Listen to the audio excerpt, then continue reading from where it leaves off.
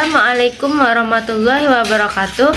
Perkenalkan, nama saya Nur Aziz, NIM 25041070363. Di sini saya akan membuat tugas UAS Ulumul Quran dengan dosen pengampu Ibu Ani Marlia MPD. Baiklah, yang pertama saya akan membahas tentang hukum tajwid dalam Quran surah Al-Fil. Sebelum kita membahas hukum tajwid surat Al-Fil, marilah kita membaca surat Al-Fil. A'udzubillahi minasyaitonirrajim. Bismillahirrahmanirrahim. Alam tara kaifa fa'ala rabbuka bi ashabil fil. Alam yaj'al kaidahum fi tadlil wa arsala 'alaihim tayran ababil tarmihim bihijaratim min sijil faja'alahum ka'asfim ma'kul. Sadaqallahul azim. Ayat pertama, terdapat dua hukum tajwid. Yang pertama itu dari kata kaifa, yang mana hukum tajwidnya itu mad tabi'i. Yang mana mad tabi'i itu dibaca panjang dua harokat. Yang kedua itu al-fil, yang mana hukum tajwidnya yaitu lam komariah. Cara bacanya, huruf lam dibaca jelas sehingga dibaca al-fil. Ayat kedua yaitu alam yaj'al kaidahum fi tadlil. Hukum tajwidnya itu adalah mad tabi'i pada huruf fi, yang mana cara baca huruf fi dipanjangkan dua harokat. Yang kedua itu tadlil, yang mana hukum tajwidnya itu adalah mad tabi'i. Cara baca bunyi li dipanjangkan dua harokat. Ketiga yang berbunyi wa arsala alaihim tayran ababil. Ada hukum tajwid pada kata alaihim, yang mana cara baca bunyi la dipanjangkan dua harokat. Yang kedua itu ada hukum baca izhar halki pada tayran ababil, yang mana tanwin bertemu huruf hamzah. Cara baca tanwin dibaca jelas dan terang, tidak dengung. Hukum tajwid mad tabi'i pada kata ababil. Cara bacanya itu bunyi bi dipanjangkan dua harokat. Pada ayat keempat yang berbunyi tarmihim bihijaratim min sijil, ada hukum baca mad tabi'i pada kata tarmihim, yang mana cara bacanya itu bunyi mi dipanjangkan dua harokat. Yang kedua itu ada hukum baca idgham biguna pada kata bihijaratin min. Tanwin bertemu huruf mim, cara bacanya itu dibaca masuk ke huruf mim disertai dengan dengung sekitar dua harokat.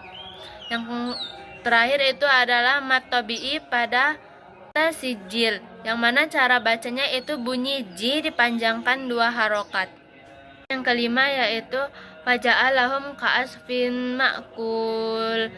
Ada hukum tajwid idgham biguna pada kata ka'asfin ma'kul, yang mana ada tanwin bertemu huruf mim, yang cara bacanya dibaca dengan dua harokat. Selanjutnya hukum tajwid mad tabi'i pada kata ma'kul, yang mana cara baca bunyi ku dipanjangkan dua harokat.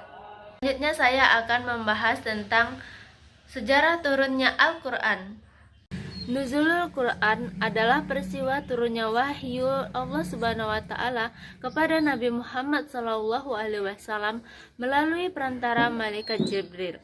Al-Quran diturunkan secara bertahap sesuai kebutuhan dan kondisi umat pada saat itu.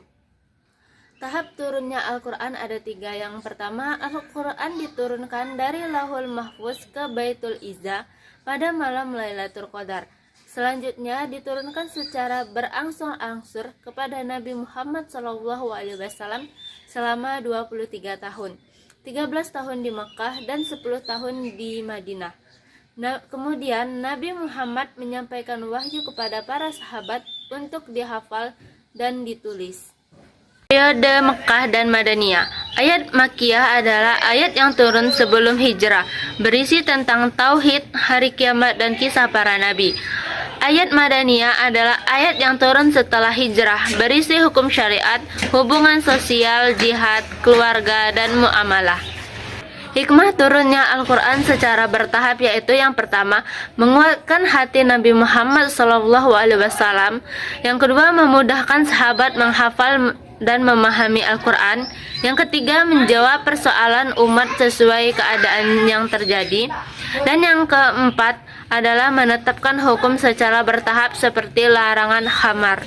Penulisan Al-Quran pada masa Nabi Muhammad yaitu yang pertama, wahyu ditulis oleh para sahabat yang menjadi penulis wahyu seperti Zaid bin Sabit, Ali bin Abi Thalib, dan Ubay bin Ka'ab. Media yang digunakan antara lain seperti pelepah kurma, batu tipis, tulang, dan kulit hewan. Selain ditulis, Al-Quran juga dijaga melalui hafalan para sahabat. Selanjutnya, bukuan Al-Quran pada masa Khulafaur Rasyidin. Pada masa Abu Bakar As-Siddiq, Al-Quran dikumpulkan dalam satu mushaf setelah banyak penghafal Al-Quran gugur dalam perang Yamamah. Tugas ini dipimpin oleh Zaid bin Sabit. Pada masa Utsman bin Affan dilakukan standarisasi mushaf untuk mencegah perbedaan bacaan. Mushaf standar ini dikenal sebagai mushaf Utsmani. Di kesimpulannya, Al-Quran diturunkan secara bertahap selama 23 tahun kepada Nabi Muhammad SAW melalui perantara malaikat Jibril. Penjagaannya dilakukan melalui hafalan Al-Quran dan penulisan. Pengumpulan Al-Quran dimulai pada masa Abu Bakar dan disempurnakan melalui standarisasi mushaf Utsmani pada masa Utsman bin Affan, sehingga keaslian Al-Quran tetap terjaga hingga sekarang. Baiklah, selanjutnya saya akan membahas tentang Al-Makkiyah dan Al-Madaniyah. Apakah itu Al-Makkiyah dan Al-Madaniyah? Al-Makkiyah adalah ayat yang turun sebelum hijrah Nabi ke Madinah. Sedangkan Al-Madaniyah adalah ayat yang turun setelah hijrah Nabi ke Madinah. Para ulama membedakannya berdasarkan aspek waktu, tempat, dan sasaran ayat. Adapun ciri-ciri ayat Makkiyah dan Madaniyah. Yang pertama itu adalah ayat Makkiyah. Ayat Makkiyah adalah ayat yang banyak membahas tauhid, keimanan, hari akhirat, surga, dan neraka. Yang kedua, mengandung kisah para nabi dan umat terdahulu. Yang ketiga, ayat-ayatnya pendek dan menyentuh hati. Yang keempat, mengajak manusia kepada akhlak mulia dan jalan kebaikan. Dan yang kelima, banyak menggunakan seruan Ya Ayyuhan Nas. Selanjutnya, ciri-ciri ayat Madaniyah, yaitu yang pertama, membahas hukum syariat, warisan, pidana, perdata, dan kemasyarakatan. Yang kedua, berisi hukum perang dan hubungan sosial. Yang ketiga, banyak membahas orang munafik dan ahli kitab. Yang keempat, ayatnya cenderung panjang. Dan yang kelima, menjelaskan aturan kehidupan bermasyarakat dan bernegara. Klasifikasi ayat Al-Makkiyah dan Madaniyah. Para ulama membagi ayat menjadi beberapa kategori, antara lain yaitu yang pertama, ayat yang turun di Mekah.